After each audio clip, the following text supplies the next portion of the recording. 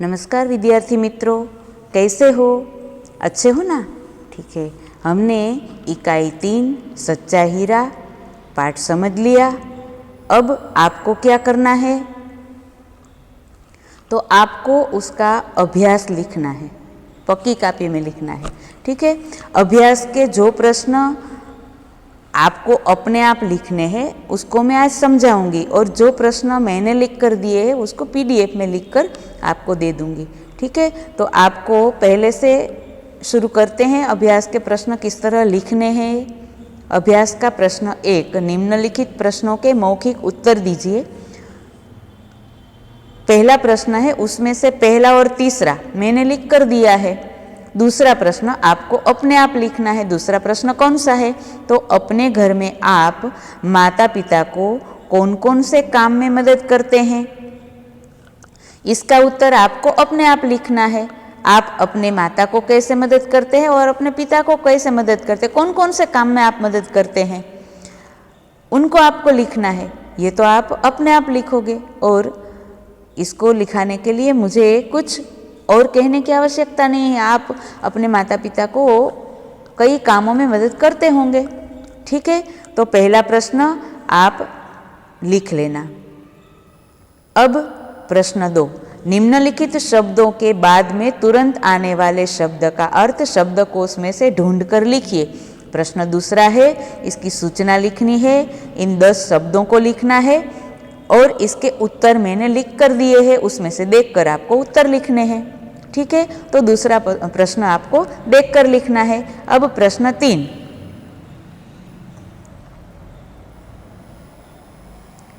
तीसरे प्रश्न में क्या करना है? तो प्रश्न 3 है, इसमें कहानी के बिंदु दिए गए हैं। कहानी की चर्चा करके छात्रों से लेखन करवाए, ऐसी सूचना है। आपको सूचना लिखनी है, फिर जो कहानी के बिंदु दिए गए हैं इन सब बिंदुओं को लिखना है, और इसके बाद आपको कहानी लिखनी है। कहानी कैसे लिखोगे? तो मैं आपको अभी कहानी कह देती हूँ, इसको आप सुनकर समझकर अपने शब्दों में भी लिख सकोगे। ठीक है, सबसे पहले बिंदु पढ़ते हैं। राजा का बीमार पड़ना, वैद्य की असफलता, किसी अनुभवी बूढ़े की सलाह, किसी सुखी मनुष्य का कुर्ता पहनो, राजा का कुर्ता खोजने जाना, मेहनती किसान को देखना, सुख का राज समझना। कहानी कहती हूँ, आप सुनना ध्यान से और याद रखना और फिर लिखना। एक राज्य था, राज्य का राजा एक बार बीमार पड़ा। अब सबसे पहले राजा बीमार पड़ा तो उसने अपने राजवैद्य की सलाह ली, और राजवैद्य ने उसकी सारवार की, किंतु राजा की बीमारी दूर नहीं हुई। तो दूसरे वैद्य से सलाह ली, दूसरे वैद्यों ने भी इसकी चिकित्सा की, किंतु उन औषधियों से भी राजा को आराम नहीं मिला, उसकी बीमारी दूर नहीं हुई। अब राजा ने प्रचार करवाया कि राजा की बीमारी कौन ठीक कर सकेगा। तो कई वैद्यों ने अपनी अपनी चिकित्सा पद्धति से राजा की बीमारी ठीक करने का प्रयत्न किया, किंतु राजा की बीमारी दूर नहीं हो रही थी, राजा स्वस्थ नहीं हो रहे थे। तभी उसके ही राज्य में एक अनुभवी वृद्ध व्यक्ति था, बूढ़ा व्यक्ति। उसने राजा के पास आकर कहा कि महाराज, मैं आपकी बीमारी का इलाज करूंगा। राजा को लगा कि बड़े बड़े वैद्य भी मेरी बीमारी दूर नहीं कर सके, तो ये बूढ़ा व्यक्ति मेरी बीमारी दूर कैसे करेगा। किंतु फिर भी राजा ने सोचा कि इतना अनुभवी व्यक्ति है, बड़ी उम्र वाला है, तो चलो इससे भी एक बार इलाज करवा ही लेते हैं। तो राजा ने हाँ कही। अनुभवी व्यक्ति ने कहा, ठीक है महाराज, मैं आपका इलाज करूंगा। इससे पहले आपको क्या करना है? इलाज करने से पहले, इलाज शुरू करने से पहले ही आपको किसी सुखी मनुष्य का कुर्ता पहनना है। राजा ने कहा ठीक है, ये तो कोई बड़ी बात नहीं। उस अनुभवी व्यक्ति ने कहा हमारा ध्यान रहे, वह व्यक्ति सुखी ही होना चाहिए।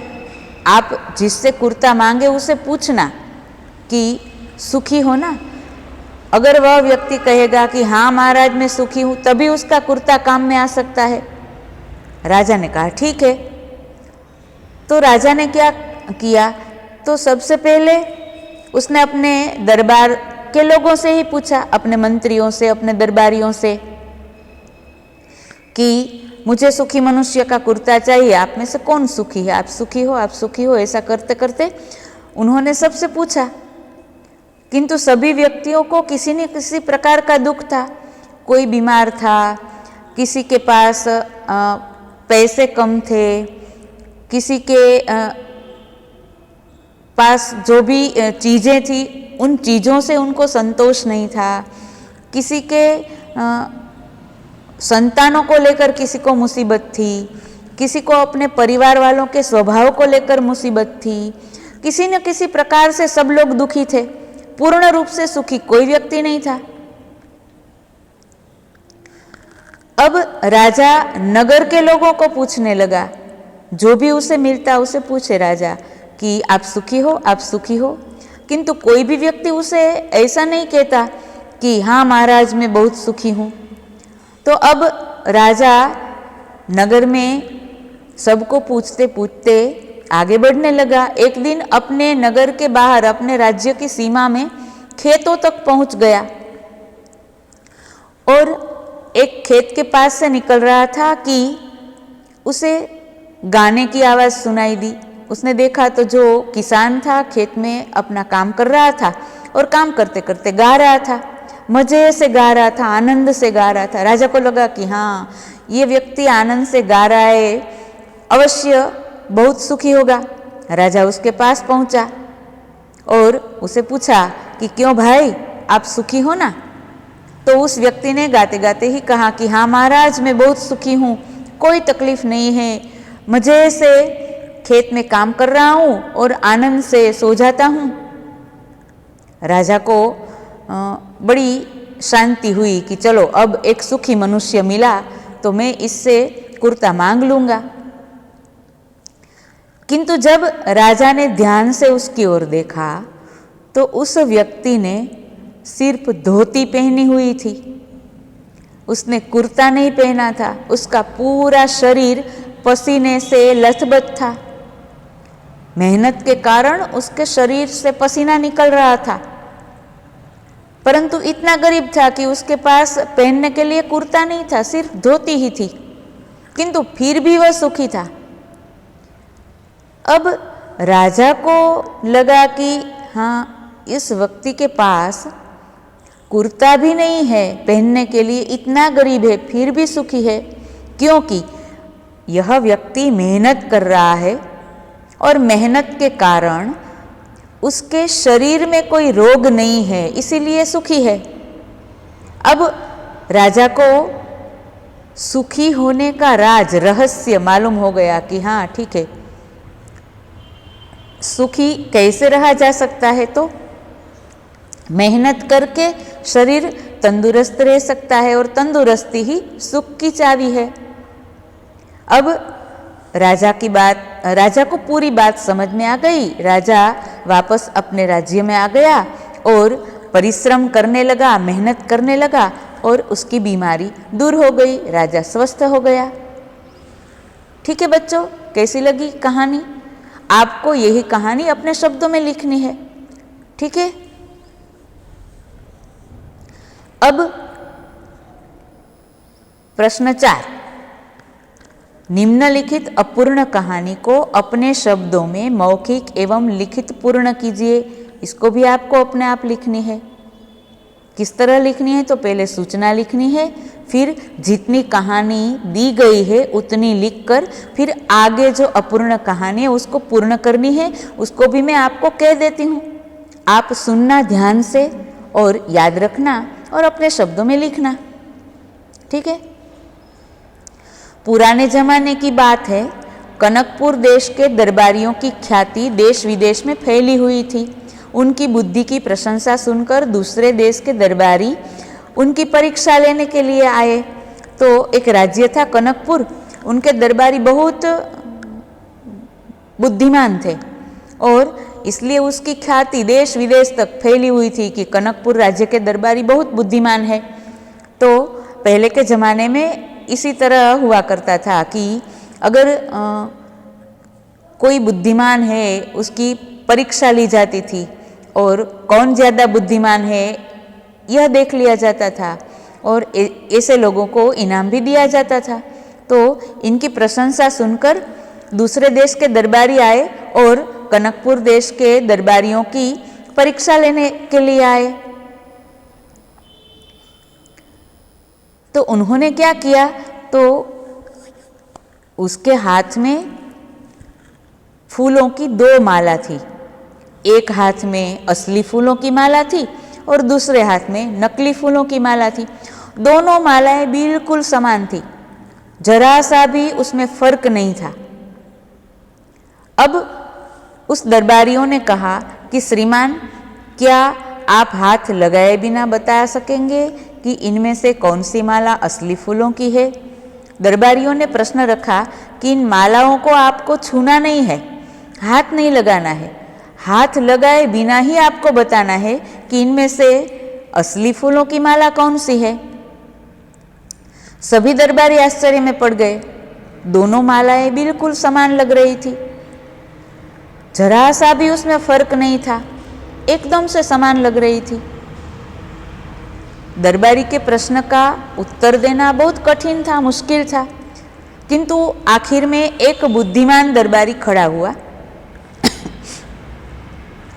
उस दरबारी ने क्या किया, तो उसने खड़े होकर जहाँ राजा बैठे थे, राजा के सिंहासन के पीछे खिड़कियाँ थी, सभी खिड़कियाँ बंद थी और खिड़कियों के पीछे बाग था।